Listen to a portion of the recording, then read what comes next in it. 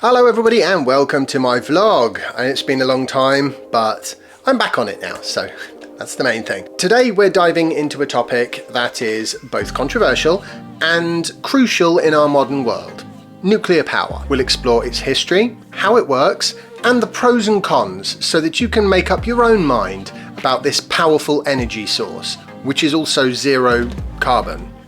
Maybe. So let's get started. The story of nuclear power started in the early 20th century. In 1938, two German scientists, Otto Hahn and Fritz Strassmann, hope I'm pronouncing that correctly, probably not, made a groundbreaking discovery. They split the atom, a process also known as nuclear fission. This discovery was the key that unlocked both nuclear power and nuclear weapons. Bit of a hint there as to what some of the cons might be.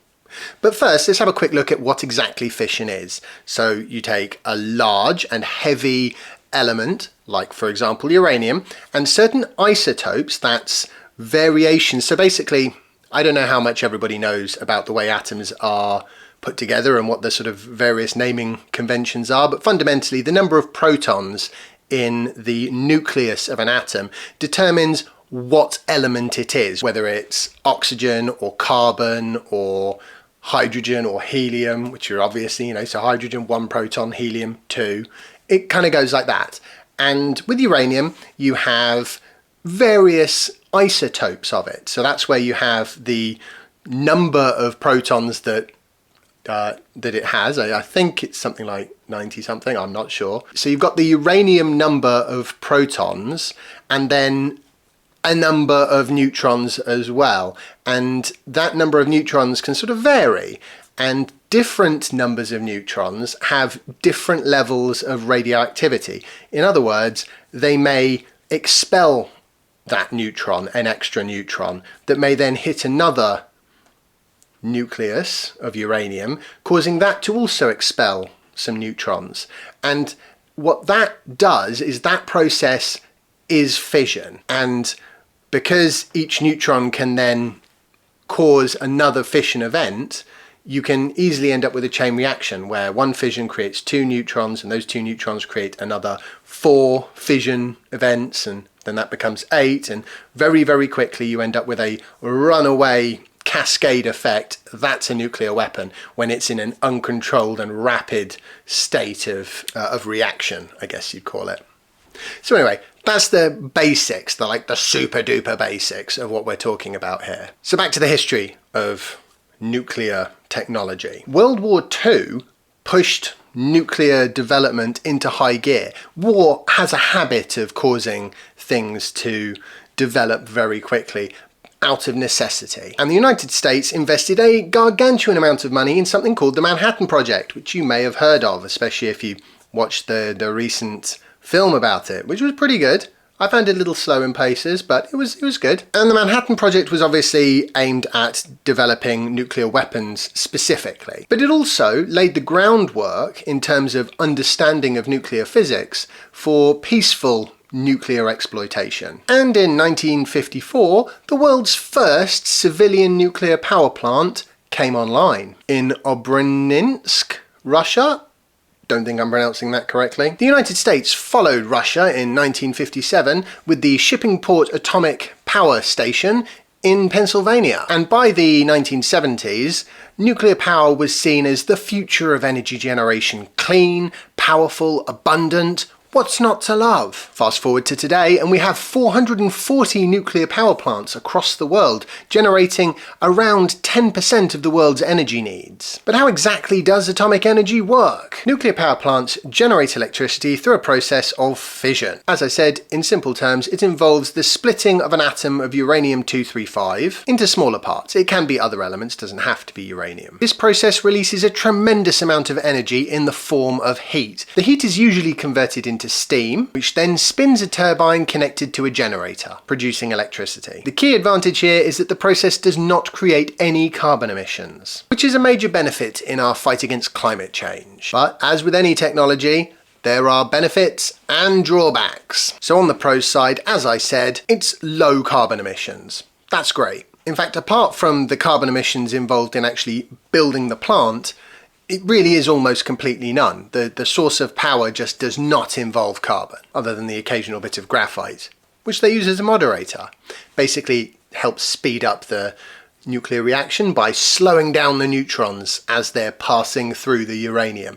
And because you've slowed down the neutrons, they're more likely to hit other uranium atoms, causing further fission. Another pro, of course, is that nuclear power is extremely energy dense. In other words, a small amount of nuclear fuel can generate a huge amount of energy. Just one uranium fuel pellet, about the size of a gummy bear, can generate as much energy as a ton of coal or 150 gallons of oil. It's just incredibly dense as an energy source. Another key benefit is that it is very reliable. In other words, nuclear power plants operate continuously, apart from when they need downtime, which everything needs downtime at some points, but for the most part, it's continuous power generation, irrespective of what's going on outside the nuclear power plant in terms of weather, which is a big thing. This makes them perfect for generating a stable base load, as it's called, for the energy grid. Long-term costs are an interesting one because, believe it or not, the running costs of a nuclear power plant are actually not that high. Most of the cost is upfront in the construction of the project. This is especially the case if you factor in the cost of carbon emissions,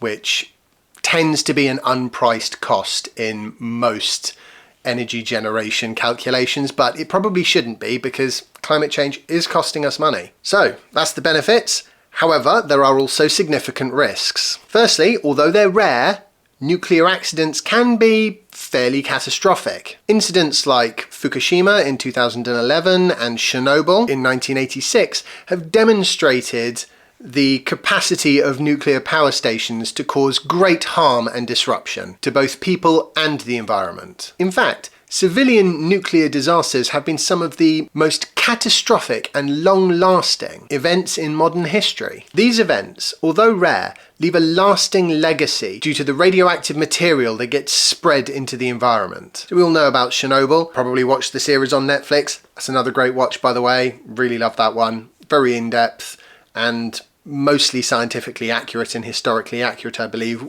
also with a sort of fun dramatical twist, if you can call it fun. So yeah, I recommend watching Chernobyl. Moving on from that, is it Netflix? It might be Prime, actually. Anyway, Chernobyl. Great watch. If you haven't seen that, so basically there was a nuclear power plant that's actually in the north of Ukraine now, but it was in the USSR in 1986, and they had, well, people don't know whether it was a hydrogen explosion and a lot of radioactive material getting spread around the place, or actually maybe a little bit of the reactor going prompt critical. I suspect there was a little bit of runaway nuclear reaction there, you know, almost like a very small atom bomb, very inefficient one, but nonetheless, anyway, lots of radioactive contamination was spread out around the whole of Western Europe, in fact, but the really long-lasting effects happened in the vicinity of Chernobyl, where people still cannot live.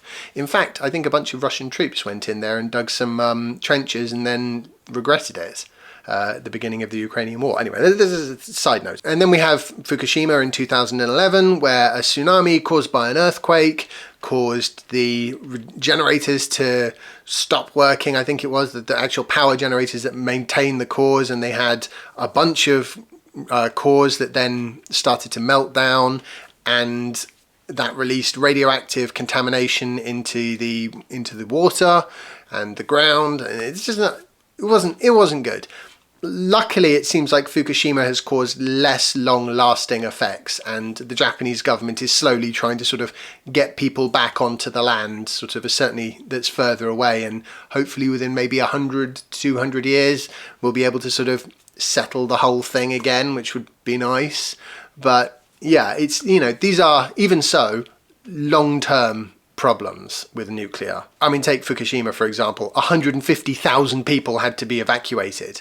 That is enormous. That's a pretty decent sized city. Now, obviously, the nuclear industry hasn't just been sitting still. They have taken on board these disasters and tightened up their safety protocols and that sort of thing. They've tried to mitigate against the risk of things like this happening in the future because, of course, they're catastrophic and long-lasting. However, nothing in the world is going to be foolproof, and that is certainly true for nuclear reactors, and that is one of the major problems with them. Although, ironically, far more people have died in the coal industry than have been killed by civilian nuclear accidents. People die in coal-fired power plants and down coal mines all the time, whereas in the nuclear industry it's actually pretty darn rare. Another problem with nuclear reactors, of course, is the waste they produce. So obviously when they've used up their, they've taken most of the reactivity out of the fuel pellets or the fuel rods, they're still highly radioactive, they're just not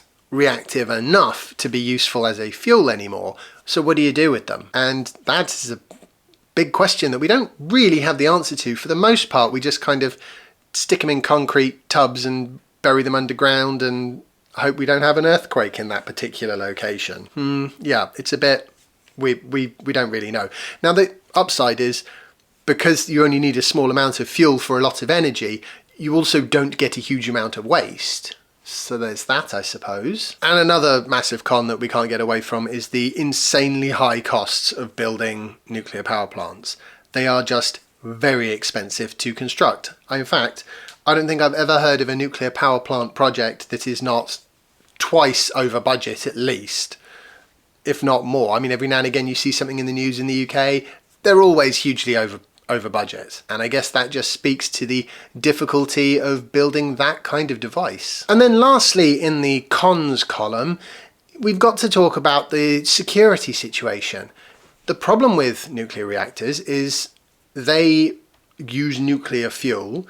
That fuel can be enriched up to a weapons grade, as they call it. So normally you're going to have some uranium-238 and some uranium-235, and 235 is the one that will undergo the fission fairly rapidly, and without an awful lot of effort, shall we say. So basically, when you are trying to build a nuclear weapon with uranium, which is easily the simplest sort of nuclear weapon to construct, you just have to get the purity of the uranium-235 up to about 90-95%, and then it's pretty darn simple to create a nuclear weapon that will function. It's much harder with something like plutonium. However, the rub there is plutonium is makeable in nuclear reactors. So countries that have nuclear reactors can make their own plutonium nuclear fuel.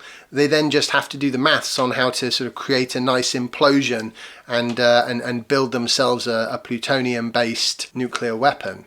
So yeah, that is a problem with nuclear technology. Even when it is ostensibly for civilian uses, there are always chances that the military could get involved. So does nuclear power have a place in the energy generation of the modern world? I would say it probably does, to be honest. We just need to try and use nice, modern, clean reactors that don't require highly enriched fuel, and hopefully over time fusion will come along and solve all our problems. Although it is a little bit like the sort of always tomorrow thing, a bit like hydrogen fuel cell vehicles. 10 years ago they were just round the corner, and now they're still just round the corner, and I think 20 years ago they were just round the corner as well. Actually, they're always just round the corner, and fusion does feel a little bit like that. You keep hearing that there's been a breakthrough here or a breakthrough there, but none of these breakthroughs seem to result in the UK government announcing the construction of the first commercial fusion plant in Oxfordshire. When that happens, then I'll take fusion seriously, but until then, nuclear fission is what we've got, and it can be useful, but it is definitely a handle with care item. If you enjoyed this video, please remember to leave a like and subscribe if you haven't already, and you can follow me on Instagram and X, the link's in the description. I want to say a massive thank you to my Patreon supporters. You guys are awesome, and I will see you all in my next video, hopefully. Bye!